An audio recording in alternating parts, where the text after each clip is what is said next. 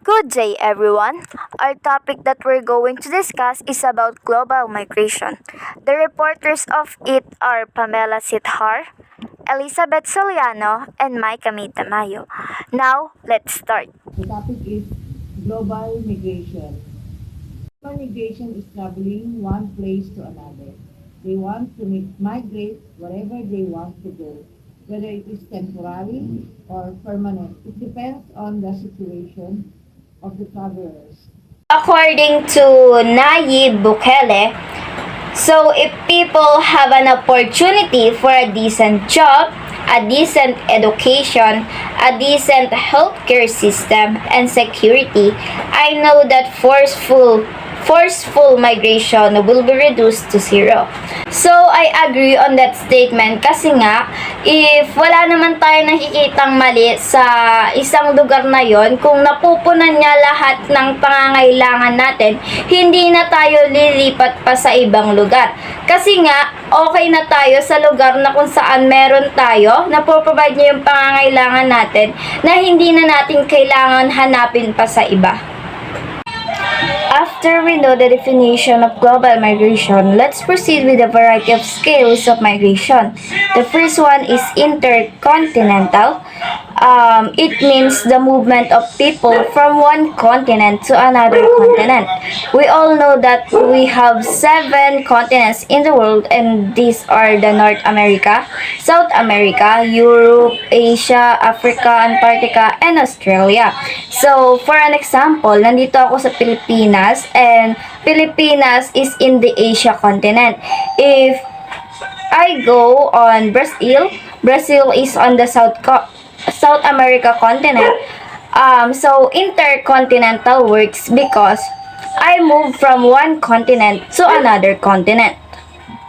The second one is intracontinental, which means the movement of people from one country to another country, but in the same continent. For an example of it, I live here in the Philippines and my dad is on the South Korea. We all know that Philippines and South Korea are on the Asia continent. So if I migrate there in the South Korea, intracontinental works because the movement of people is from one country to another country but in the same continent. And lastly, the interregional. This is the movement of people from one area to another area within the country. So, for example, nakatira ako dito sa Bulacan and lilipat ako ng bahay sa Cebu.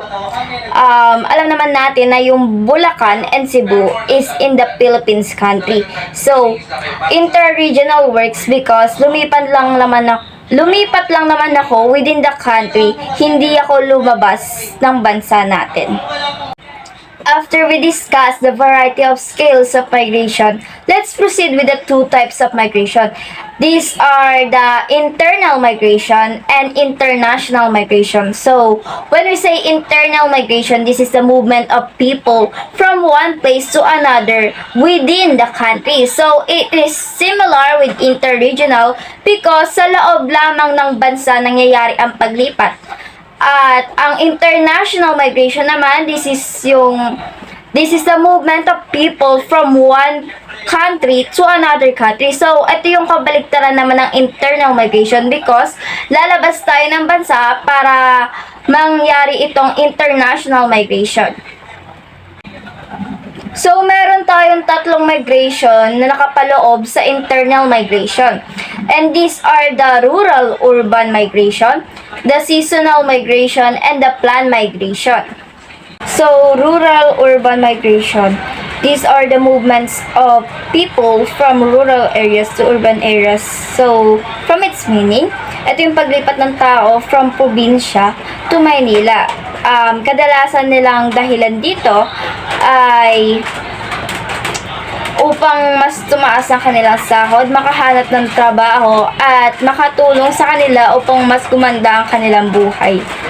Next is seasonal migration. This is the movement of people from one place to another due to climate and weather changes. So maaring mas mainit doon sa place nila, mas malamig or anything na nakakaapekto sa kanila na nagiging sanhi ng kanilang paglipat. And lastly, the planned migration. It is a large-scale migration of people within the country. So, kadalasan ng gobyerno ang may gusto nito at ang mga pinapadala niyang tao, pinapadala nila doon sa developed na lugar para mas ma-develop sila. Sa international migration naman tayo.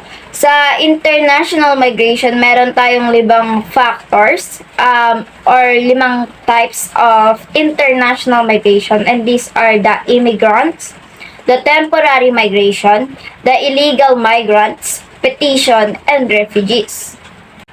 So, number 1, immigrants.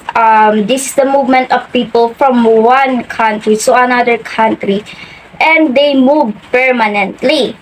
So, second one is temporary. These are the contractual. So, pag sinabi natin contractual, ito yung may kontrata lamang sila katulad ng mga OFW natin. So, temporary lamang sila sa bansa na iyon. Number 3 is illegal migrants. Ito naman yung paglipat ng tao from one country to another. Pero illegal sila. So, maaaring mag-cause sa kanila to ng violation. Number 4 is petition. Ito yung gusto nilang tumira doon sa isang bansa na yun.